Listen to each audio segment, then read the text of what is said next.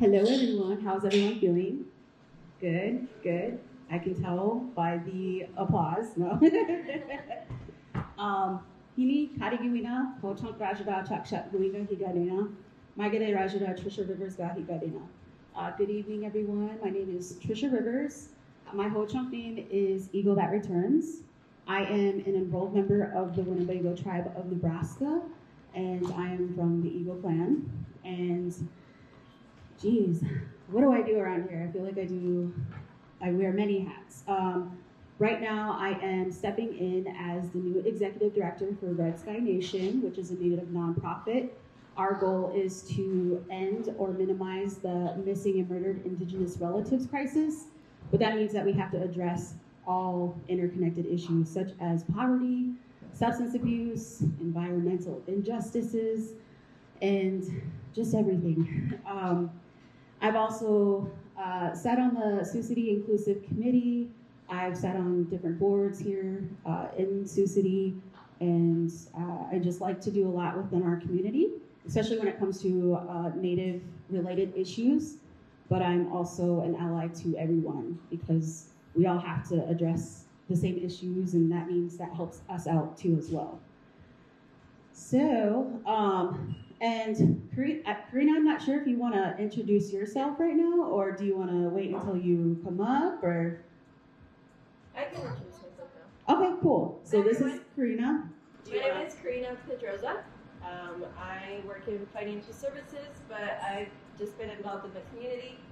I recently got involved with this great group, mostly as part of our project, and so we kind of just are talking a little bit today about the connection between water and the immigrant communities, and how we perceive water, how immigrant communities perceive water and the land. So that's my addition to the presentation.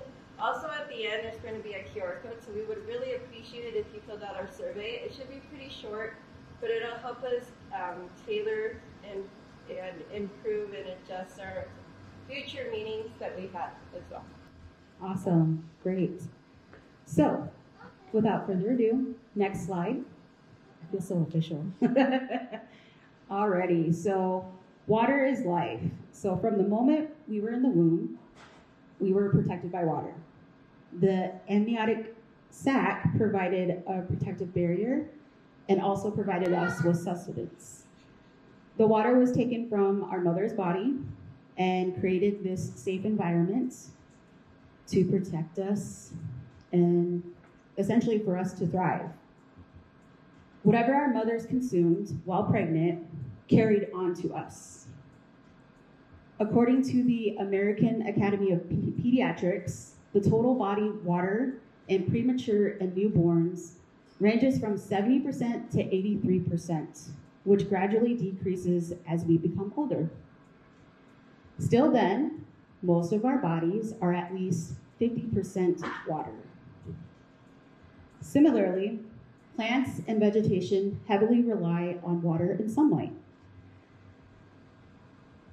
Let me see. So, and that's for them to create food for themselves, and the byproduct of photosynthesis is oxygen, which is what we need in order to survive.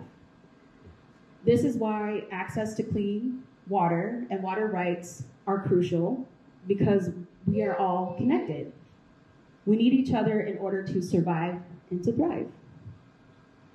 Back in 2016, the Standing Rock movement reminded us of the importance of clean water. Mini Wachoni was heard throughout the entire world, which translates to water is life. This has been ingrained within Indigenous cultures since the beginning of time. We understood the natural, universal law of how important it was to keep our water safe and clean. Our future generations depend on it. Next slide. So, water is sacred. For many Indigenous tribes, water isn't just a resource. Water is a spirit in its own right. Depicted is a Ho-Chunk representation of a water spirit, and I am not going to disrespect my Ho-Chunk language, but the word translates to person and difficult. According to the Ho-Chunk, water spirits were a powerful and devious shape-shifting race. They expressed their physical force through waves and whirlpools. They are said to have 4 feet. They're scaly and serpentine-like with nearly human faces. They possess medicine, and they can be good or they can be bad. So I just want to touch on that because within our culture, that means that there is this balance between evil and good. And there is this, these water spirits had the ability and medicine to do good for humanity or to do bad. So I want to note that. I think that's really, really interesting when we talk about water and having a spirit. So this is only the Ho-Chunk representation and belief. There's a lot more to just that. But there are other indigenous tribes that also have their own stories and representations. Water is considered the first medicine. We use water for ceremonial purposes. For example, water is used to pour onto rocks. We call them grandfathers because they're so old. In a sweat lodge, that's what we use the water. We pour the rocks. The rocks are in the fire and they get really, really extremely hot. And so it creates that steam within the sweat lodge. Sweat lodge is kind of a form of church, if you will. It's a way to pray and to connect with our ancestors. Sundance is another ceremony done by the Dakota Nation. Sundancers will go without food and water for 4 days. From sunrise to sunset, sundancers dance. And it's not just, it's a really extremely exhausting, you're in the sun. And I just want to be fully transparent. I do know some folks that have gone through that and have shared their own personal experiences. I have never participated in Sundance, but I do know that it is very, you're sacrificing, you're making prayers to the Creator, and you're going 4 days, whether you're battling addiction or maybe you're praying for a family member, but it is essentially you're doing something, you're sacrificing your own body for whatever it is that you're trying to pray for. So if you can imagine, going without food and water, I'm sure there's little, medicines that are provided throughout the ceremony, the 4 days. But if you really think about it, I don't know about you, but on a hot summer day, I get really thirsty. So to put yourself and your body out there for 4 days and it's really hot, you understand the importance of why water is so important. And when you think about it, we need clean water, because if our water is bad and you're giving those prayers up and you're sacrificing, I couldn't even imagine what, unclean water would do. So I do want to touch on the subject of water and why it's so sacred. And where we're at kind of today is we have a lot of CAFOs, and we have a lot of coal plants, we have wastewater, sacrifice zones that contribute to making the water unclean. And so right below Sioux City are tribal nations. And tribal nations have treaty rights. They are able to, say what they can and cannot do in regards to hunting and fishing. But obviously that's been, especially in this time, has been attacked. Our sovereignty has been attacked. And so the threat is really real. And yeah, I just want to mention that because this is a scary time, but it is also a time, and I'm glad that everyone is here because we can talk about, because we live so close to local neighboring First Nations. Okay, next slide. Oh, this is Karina. We wanted to include the immigrant communities as well, just because there is such a big presence here in Siouxland, and just what water means to us as well. So obviously as immigrants, we don't have connection to Sioux City itself and the land here, but water still has a great significance for us inside the immigrant communities. And again, this is just, it's not a one-size-fits-all, of course. I'm not speaking for all communities, but just immigration in general and communities in general. A lot of immigrant communities see water as often the trigger, right, for us coming, our communities coming to the U.S. or to Siouxland, whether it's because of drought, so lack of water, or because of other natural disasters that are occurring, and so that prompts immigration and has for a long, long time.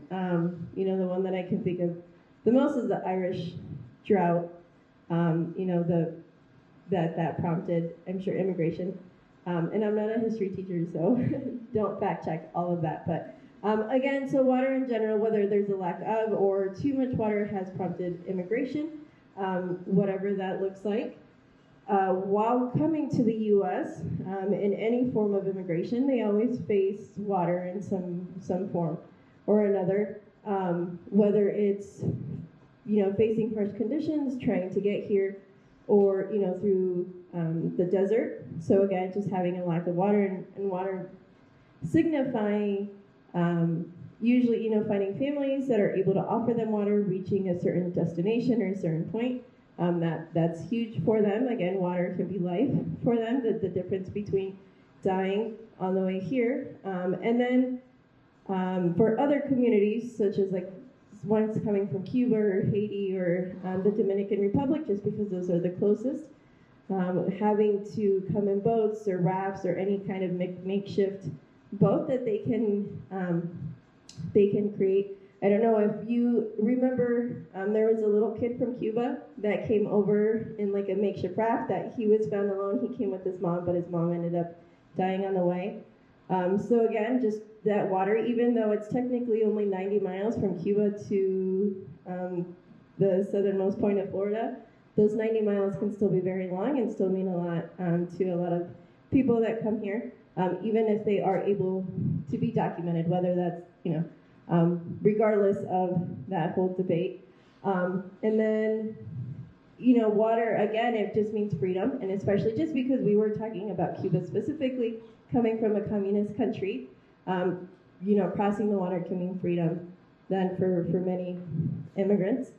And then why do they come? And just the whole idea around water and water systems and the way that you drink water is very different also for immigrant communities. So again, in their countries, they might not have reliable water sources. And so then not having that reliable water source and systems in place, either by lack of protection from their own government, just not having access to it where they live, it can really they develop mistrust around the water, different types of ideas then that come into play about how they interact with water here, whether that's only drinking bottled water or they come here and they see that we can drink out of a sink most often, but they don't think about the things that we need to check for in our tap water, of course, and then that leads to exploitation in some sense, and other health disparities that are maybe already there, but they're exacerbated by the lack of oversight and protection for the water that we drink. And then many immigrant communities have a strong connection to water themselves, whether that's in their religion or their culture, in their way of life. But again, water does signify that, and so when they come to the U.S., they might lose that. But that doesn't mean that they lose that connection necessarily. And so again, just being aware of what that might mean to them in that context. So yeah, so just a little bit about, again, the connection between water and immigrant communities. And again, just we have such diverse communities here in Siouxland. that it's important to keep that in mind. We should applaud that. Yeah. That was, yeah. Yes. Next slide. I do want to put this up here too as well, because I think that this is important when we talk about rematriation, which I'll talk about here in a little bit, but just to see that indigenous nations, prior to colonization, this was all of ours, and it still is, and we have to fight to basically exist, and a lot of that to water rights. It was our land, but obviously through colonization, we have to deal with the modern, just all of the challenges that come with that. So next slide. This is a map to highlight kind of where we're at. So we're kind of in this little area right here. This map is not complete either, and I'm sure there's many indigenous tribes, even before the ones that we know here around here, that existed before too as well. But I do want to note that the Winnebago is not listed on here. So the Umaha, the Iowa or the Bakoje, Ho-Chunk, Yankton Sioux. These are kind of the colonizer terms, if you will. But I do want to highlight, just some of these tribes that are around here. And so when we talk about the Missouri River, you can see that it's cuts through, right? And I think there's a map over there that kind of, David will talk about. And then over on the other map is the waterways, and they're like veins. And so when you think about water as life, I think about the placenta and how the veins all run together. And if you're going to pollute one, it's going to seep into others. And so what we do here, especially in the state of Iowa, because we not only have the Missouri, we also have the Mississippi River. So what we do here, when it comes to CAFOs, coal plants, and big ag, it contributes and it goes downstream to everybody below us, and then it goes into the Gulf of Mexico. I believe Iowa is the top, or one of the top contributors to the dead zone. So next slide. So yes, rematriation. Rematriation is basically, I will read off what the Northwest American Indian Coalition has, because I think it's just perfect. So in a world marked by fast-paced urbanization and globalization, the concept of rematriation emerges as a powerful force seeking to restore indigenous communities to their rightful place in sacred relationship with their ancestral land and lifeways. Rooted in the philosophy of healing, reconciliation, and revitalization, rematriation not only rejuvenates the bond between indigenous people and their land, but also sheds light on the crucial role that women have traditionally played in safeguarding and nurturing these lands. So, to me, rematriation is honoring the feminine. It is returning back. When I think about colonization, I think about the patriarchy. I think about greed. I think about taking more than what we need, and that depletes. It's very forceful, it extracts. With rematriation, it's more nurturing. How can we return back what we have taken? How do we make growth, fertility? Those are the things that I think about when it comes to rematriation. Also too, within this, indigenous knowledge systems. So prior to colonization, indigenous tribes, we were here. We knew how to, care for the land. We existed, way before colonization. So when the settlers came over, we taught them how to farm. They didn't know how to do that. Half of them died from the Mayflower because they didn't know how to farm the land and the elements. They didn't know how to do that. We taught them that. And then, obviously, we're here now, and a lot of colonization has been very intentional with the genocide of indigenous folks. And so we are clawing back. I feel like a lot of the generations now are understanding that historical trauma and how that's played into intergenerational trauma. And we're realizing that we need to heal. We need to take back. We need to reclaim, rematriate. We need to bring these systems back. There needs to be a balance. We're taking too much. And then it fights against environmental racism and injustices that oftentimes minorities experience higher than their counterparts. So you can't really see my map really good, but if you can see that this map is more yellow, right? It's more yellow. This was, I believe, 1830s to 1850s. The yellow signifies prairies. And then the map underneath it that doesn't have any yellow, that's 2009. That's not even 2025. So I can only imagine what it looks like now. So what do you guys think contributed to that? When you think about that? Colonization, yes. Yeah, farming? I feel like farming does, big ag. Because we basically took all that prairie, the wetlands, we took all that away. And that was what it was supposed, in its natural state, so to speak, that's what it was supposed to look like. But because we have capitalistic systems where everybody needs to have food and, I think Indigenous folks, we knew how to farm the land. We didn't take more than what we needed. And so when I see this and I see that, it just hurts my heart because I'm like, man, I wonder what it would have been like to be in that time prior to colonization and what it looked like. So, but with that, I will turn it over to David, and then he will do the local landscape. Yes, thank you. It's great to piggyback off this. Hi, everyone. I'm Dave. I'm with the Northwest Iowa Sierra Group, and I'm also a professor of environmental science up at Briarcliff. And so one of the things I can say, just before I begin, I'm here to just kind of set kind of the history here, what we're calling layering our history. A little bit about the geology of our area, the unique biology of our area, and then getting into the waterways, and then some of the things that we have done to the waterways in more recent times. But if you look at that map up at the top left, it's really kind of interesting because bison used to be here.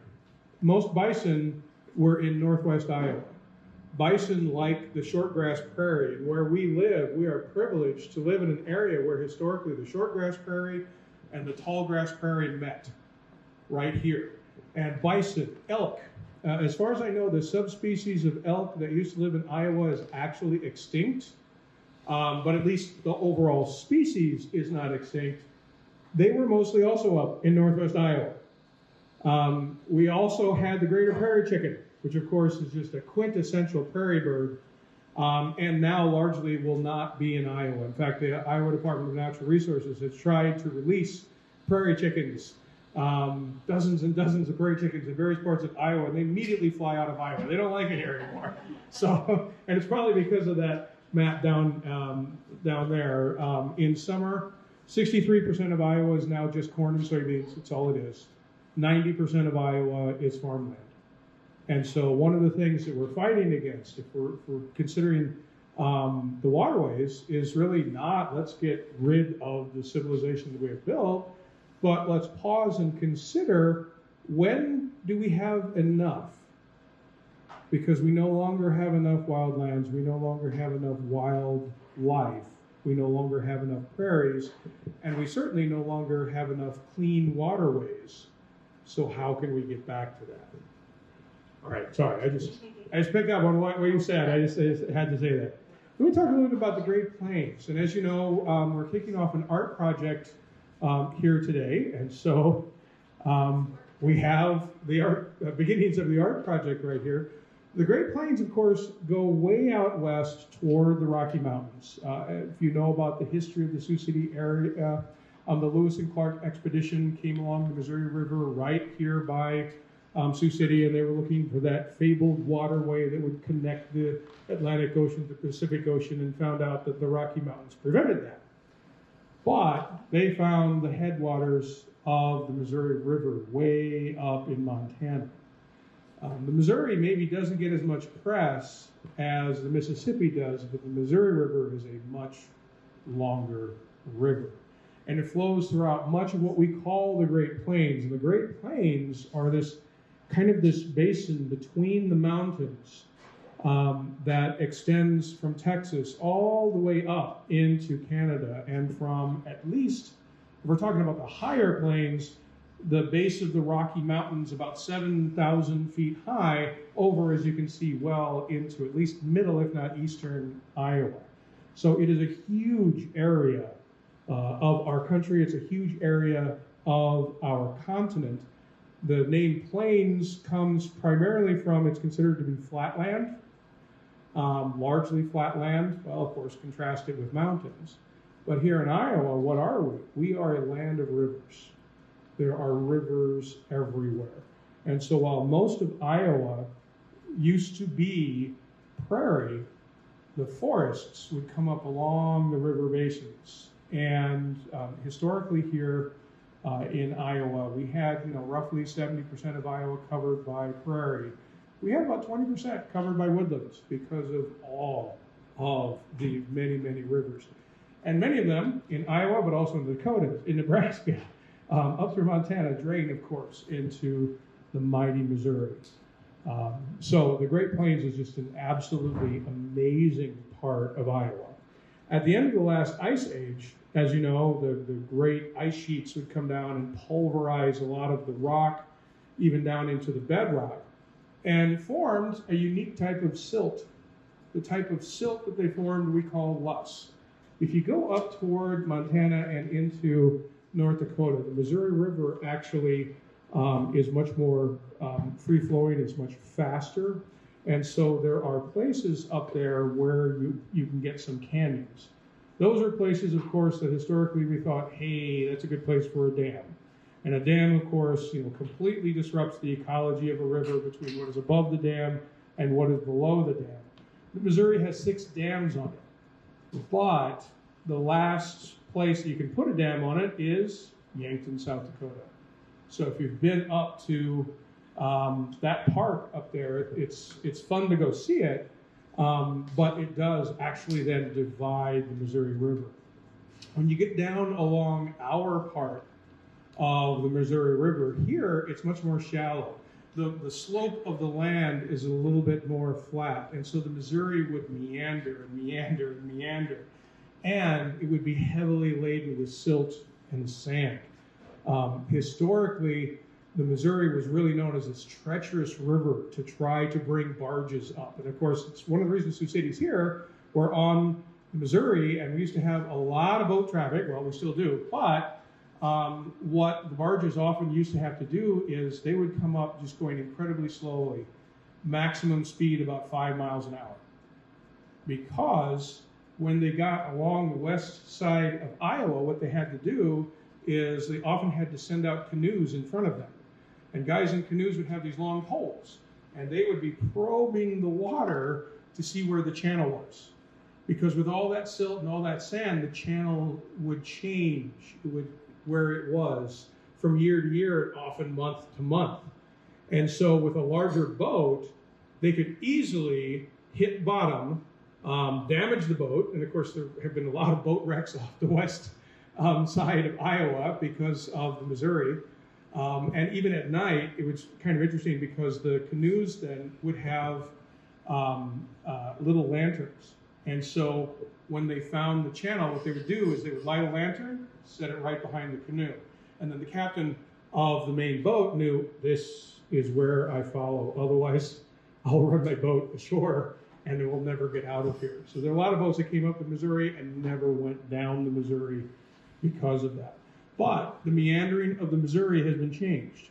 It's been changed by the dams up to the north, and it's also been changed because, of course, what do we do in our day? We've dredged the Missouri. We always argue that this is an improvement, even though it scours the bottom of the Missouri, changes the ecology, changes the types of organisms that can really make a home there, but it's considered better for commerce. And so every now and then, the Corps of Engineers will come in and dredge different parts of the Missouri. Now this has the effect of increasing the channelization and therefore increasing the flow of the Missouri. So it used to meander all over the place. Now it's a little more permanently in a channel. It flows a lot faster, and this is one of the problems we have in Iowa. We have drained the wetlands. We have channelized so many rivers. The water table, where you actually find the groundwater, has receded by 4 feet on average throughout Iowa. The rivers run faster, they drain the water faster, and then of course we have tiles everywhere to try to drain the water out. It's almost, water is life, water is the mother, water is spiritual, water is sacred. Then we're like, we don't like water, we want it out of here. Which is almost counterintuitive, because what do farmers need to grow crops? So the Missouri is, if you look at it, and you see it out here, it does not run blue, it runs brown. Part of that is natural. Part of that is because historically it's always been laden with silt and sand. A lot of it today, unfortunately, is because of agricultural runoff. And the Missouri itself, it drains the Dakotas, it drains part of Nebraska, it drains much of western Iowa, it drains much of Missouri, even maybe a little sliver of northeastern Kansas. And so when it finally drains into the Mississippi River around St. Louis, it is bringing a lot of pollutants, which are primarily nutrients from runoff from our farm fields. And so the dead zone that's down here in the Gulf of Mexico, we are responsible for a lot of that. When I was young, I never thought there was such a thing as too much ice cream. Of course, when I grew up, you have to learn that there is such a thing as too much ice cream. There's such a thing as too much of a good thing. So all these nutrients that we put on the farm fields that run off into the water, what happens is when it gets down here, it causes algae blooms. Algae only lives about 2 weeks or so, and then they die. They're microscopic. The bacteria then start to decompose the dead algae. Well, the bacteria then, there's so much dead algae, they use up basically all of the oxygen in the upper several meters of the Gulf of Mexico. There's your dead zone. Not enough oxygen for the fishes anymore. Not enough oxygen, if it's shallow enough, not enough oxygen for the crabs, for the oysters, etc. And the bacteria are okay with that, because they're like, when the oxygen's gone, they just switch to not using oxygen anymore. So they're fine. But the critters that we like down here are not fine. The fishes are not fine. All right, Los Hills. In the Great Plains, one of the amazing things that we've had since the end of the last glaciation is the formation of the Los Hills. As you can see, I don't know if you're familiar with this term. A lot of people around here are actually not too familiar with how to pronounce this term. It's L-O-E-S-S. We pronounce it Lus, as if we're making a fuss, even though it looks like Lois. And it's like rock flour. It's finely pulverized rocks from the last glaciation. And what's really unique here is there are only 2 spots in the world, the Loess Hills of western Iowa and the Loess Plateau of China, where this type of soil actually forms the topography of the landscape. Loess is very common because glaciers have, come and gone throughout the world. However, normally it's just part of the soil and doesn't form hills and valleys and plateaus and that sort of thing. Here, however, it was blown by winds for thousands of years, and it gathered into the hills that extends now from about Plymouth County all the way down to the Missouri border, so about 7 counties here in Iowa, and then a little bit in northwest Missouri. It is wind-blown silt that is completely unique. It is well drained.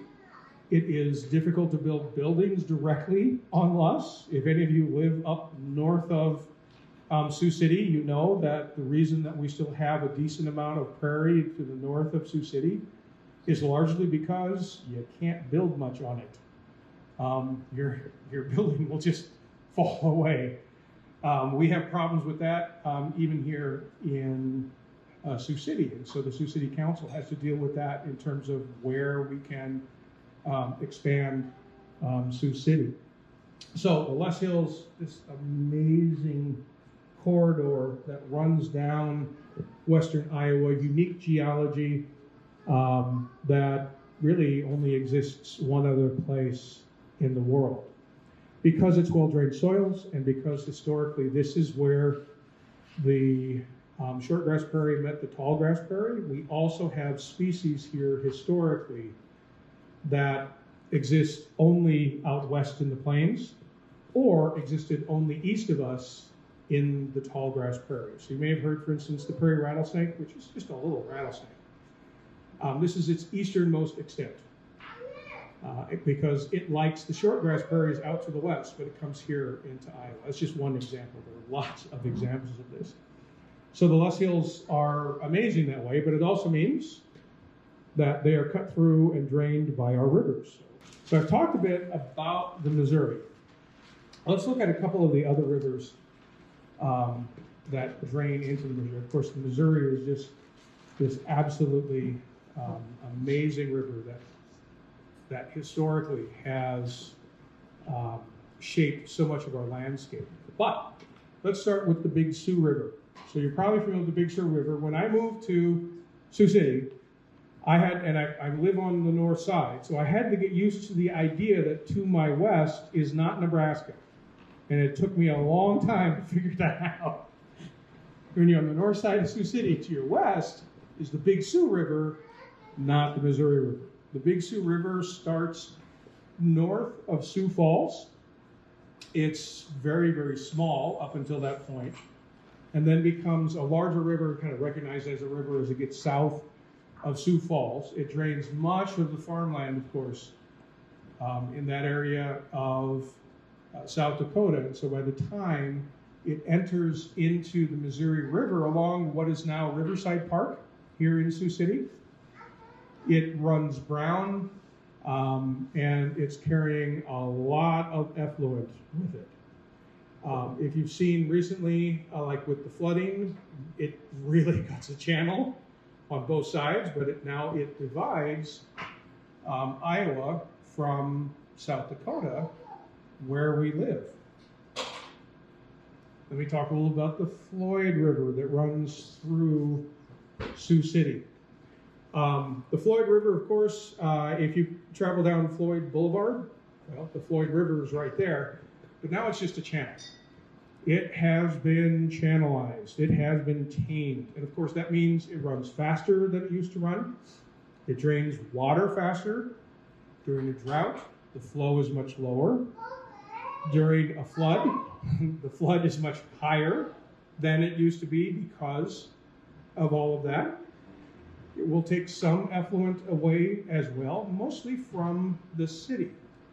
And as it drains through the city, the Floyd, it used to meander kind of south to dump into the Missouri River. Now we've channelized it and it flows much faster into the Missouri River.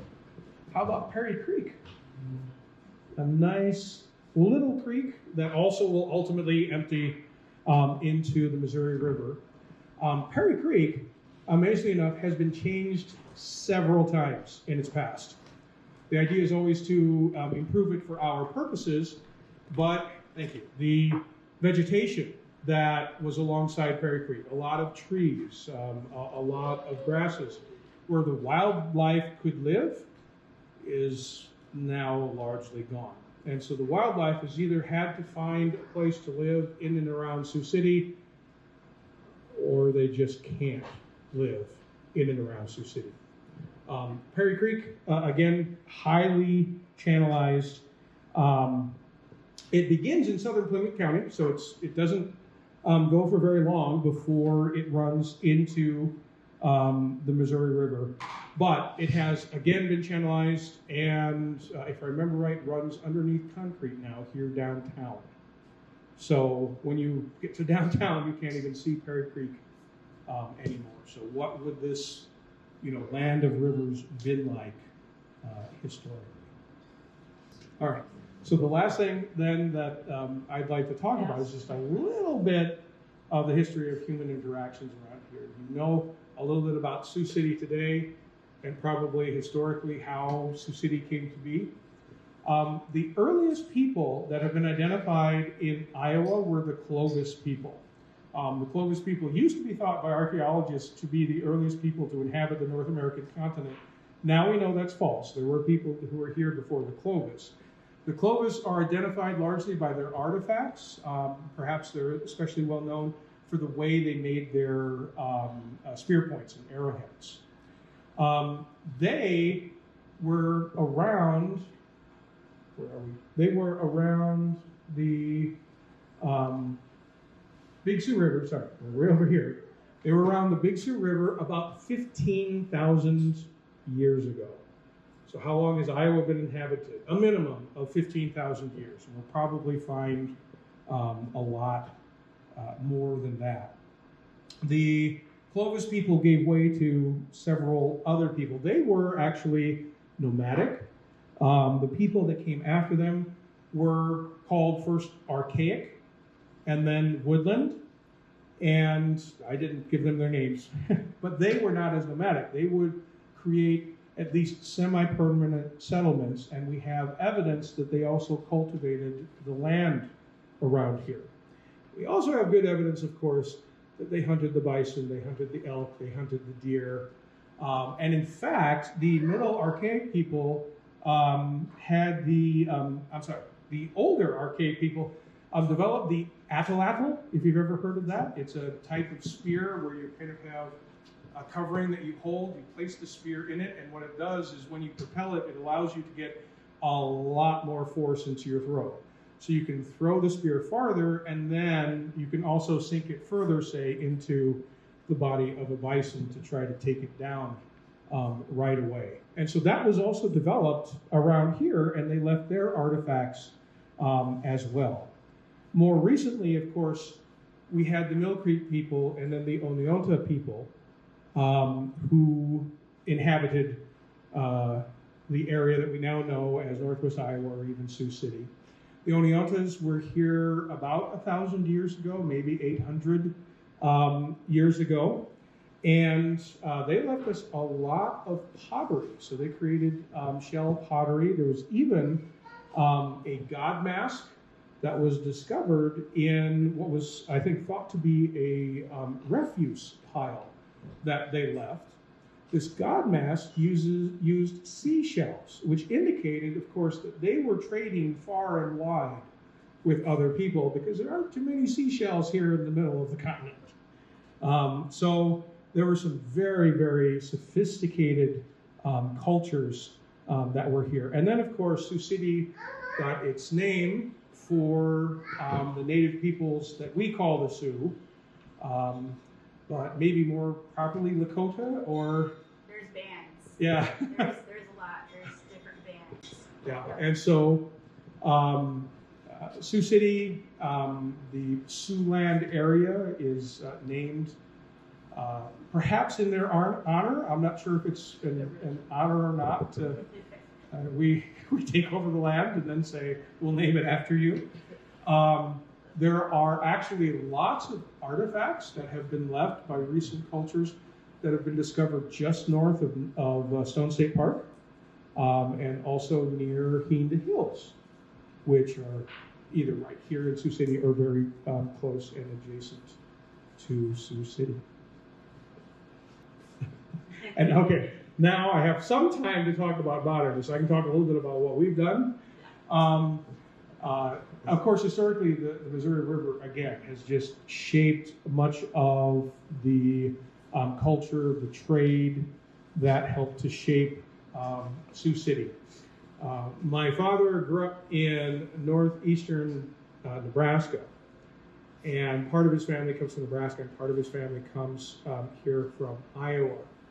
And he would tell me stories about Sioux City, and he would say, yep, Sioux City, the city that you can smell miles before you see it, because of all the meat packing plants. That's how he remembers Sioux City. Well, my dad's now 97. This was a while ago. But Sioux City, of course, grew up around, well, agriculture and the whole idea of processing foods.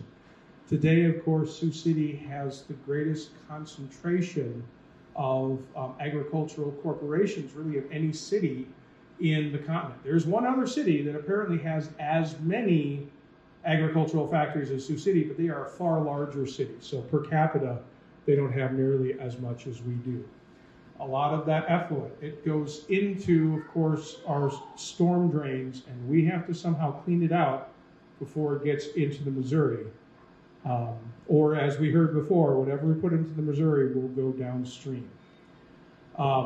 Channelization, clearing the banks of the rivers so that the rivers basically, look, there's water, and you don't, historically there should have been riverbanks, forests, brush, as well as prairies that actually shaded the river, and you couldn't actually see the river. The river would have been higher than it is now because the water table was higher. It would not have flowed as fast as it does today, and really would have supported a lot more life as a result of that. All the trash that we throw in the streams, there are a couple different things that happen to them. One is, of course, they can wash out into the Missouri, but Perry Creek has a little elbow in it. And actually, historically, there are a lot of native artifacts that have been found in that little elbow in Perry Creek, as well as the bones of bison. Because they would, like, especially when it floods, they would wash down into Perry Creek, and then Perry Creek, it has this little elbow that comes out, and that little elbow would be where things would collect. And so if you want to go see trash in Perry Creek, we can direct you to that little elbow, and you can see all of the artifacts that we today are having Perry Creek collect for us. When the stormwater drains, like in downtown Sioux City, it drains straight into Perry Creek, right? So when stormwater drains, it goes into Perry Creek, and Perry Creek down here is underneath the concrete. So any litter that we put in that will drain into Perry Creek down, around downtown, it's out of sight, out of mind. We don't see that it goes into Perry Creek. We don't see that it drains directly out into Missouri. We don't see that it then drains south in the Missouri River or where it goes. Storm drains are untreated, none of that goes to the wastewater plant. So anything that goes in any of these outlets on the street goes directly to the river. There's no stopping. The sanitary sewer goes to us, which is then treated and released into the Missouri. So all of our water ends up there in the Missouri, but stormwater, that's why we want to keep that clean, because it's untreated. There's no stopping it. There's a lot of things that people will put into storm sewers that they should definitely not put into storm sewers. I want to expand on that because that directly impacts the tribal nations that are south of us. So when you think about, when that happens, I think about my family, I think about the personal connection and how that impacts our health and our environment down south. So Here's Sioux City, and then both the Winnebago Reservation and Omaha are both in between Sioux City and Omaha, right? Yep. Along this river here. So whatever goes into the river here in Sioux City directly goes to the reservations. So and we're like right there in proximity, so it's like we're the first ones. Well, you get and other like rural the big communities too as well, because they're important too, and a lot of the resources and funding, we don't see a lot of that, especially in our rural communities. They're just trying to survive in general, so it creates environmental injustices. Historically, you saw water as sacred. Yep. We see water as a sewer. That's the problem. There's always someone downstream of us. And so if you're getting any drinking water from the Missouri, if you're trying to have any recreation in the Missouri, if you're trying to fish the Missouri, if you're trying to do anything like that, anything we put in Missouri that goes south of us, that's what First Nations and rural communities south of us have to deal with. Carrie? Do you remember what year or what decade we actually stopped literally throwing all of our garbage in the Missouri? Because we used to do that. Literally all the garbage went. I don't, but a lot of it throughout the nation, maybe, and a lot of it, and even the regulations for like the wastewater treatment plants, that they came online in the 1970s, Clean Water Act. I think that was the Clean Water Act. 1972. Yeah, and that's when we had to clean up, throughout the nation, a lot of what we did. So maybe that's when Sioux City also said, maybe we should stop throwing our trash directly into the river. It's what I try to impart to my students. A lot of the cleanliness of the environment began around about the time I was born.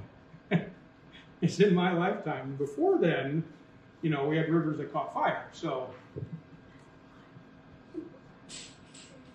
thank you. I just want to thank David and Trisha and Karina for putting these presentations together and sharing. I think what's going to be really cool about this project is hearing from a lot of different people about different topics. And thank you everybody who's volunteered to be a presenter, because I don't know this information, so it's really cool to learn. But I wrote down some reflections just from what we were talking about. So part of the inspiration that turned into this whole project was last year I went to this thing called the Rural Future Summit in Fergus Falls, Minnesota, and I just happened to run into Trisha there. And she just happened to be giving a presentation. And I think about that presentation often because I realize why didn't I know that the Mississippi and Missouri rivers are the borders of Iowa? I mean, I'm sure I knew that, but I don't know why it didn't stick with me. And I kind of realized how much I don't know about the land I live on. And then also, if you've been around Sioux City for the past few years, you know that we deal with floods, often, extreme floods, very often. And I've been affected personally by some of those, but especially last year, if you remember, when the Big Sioux flooded. The Big Sioux River flooded, but then so did the Missouri a little bit. And McCook Lake over here, they got the water diverted, bam, straight to there. And this whole area looks completely different now. It was crazy. And around the time that happened, I spent 2 hours on Google Maps, tracing the rivers around and just, I don't know, part of it was because I was anxious because there was people I knew who were trying to travel 2 hours to get back to Sioux City, but part of it was just because, I feel like I should know more about the land that I live on. I lived here pretty much my whole life.